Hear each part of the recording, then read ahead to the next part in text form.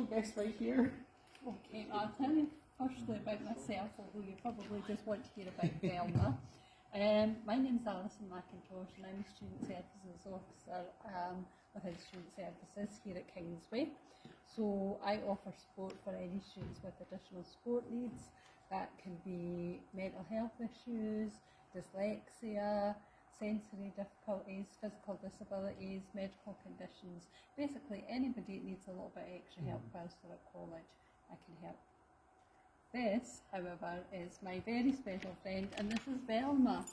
And Velma is, as you'll see from her lovely burgundy coat, is a hearing dog for deaf people. So I wear 2 hearing aids, so I lip read a lot of the time.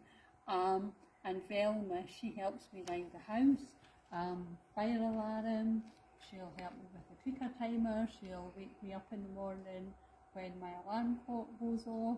She's a very, very clever dog. She's more capable than me. More capable than me. Oh, absolutely. And because she's got an assistive dog jacket, she's like a guide dog is for a blind person. She can go anywhere. So she'll shops, she comes to work with me, she'll go to pubs, she'll go to restaurants, she just comes where I go, she goes.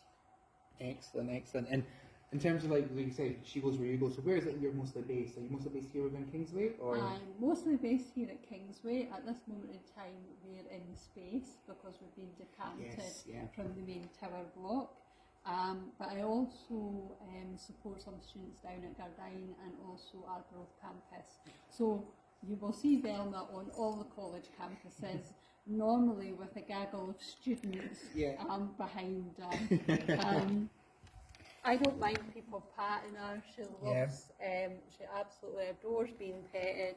The only time that I tend to say to people no is if I'm running late for a meeting or if I'm bursting for the toilet. Yes. Well, it's very good that you're saying that, because obviously that's something that, you know, people might not have a lot of knowledge of when it comes to working dogs. You know, like wearing the vest. It's really good that you're saying that. Very approachable, fantastic. So obviously you're talking about how you support, you engage students, which is absolutely excellent. Do you have any messages for not just the students you've met or you've like worked with, but other students who might have questions or concerns, anxiety about, you know, this new academic year? Yeah.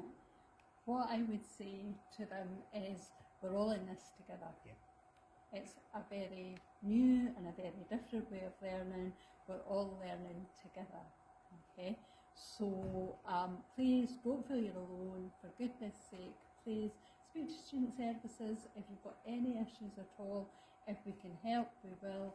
If we don't really answer, we normally know a man or a woman who does, and we'll point you in the direction. Excellent. And that only comes from asking, isn't it? Having open communication. Yeah. It's open communication. We don't know if there's issues or problems if you don't voice them. And I would much rather students came to us rather than walked off campus and didn't come back. Yeah. That's sad. And they do say it takes, if you have a bad experience in education, it will take roughly about 7 years for you to come back and engage again. And we don't want that. We really don't want that. We want happy, successful students. We want to get it right first time, don't we? Yeah, exactly. Definitely. Oh, thank you so much for your time. Problem. And if you're feeling stressed, if you're feeling a little bit anxious, then there's a dog here that you can sit down on the floor and have a pet with. Nothing like a bit of pet therapy. That's perfect. I think I'll take up on that just now, actually, so we'll cut the cameras and I'll have a little snuggle. Hello.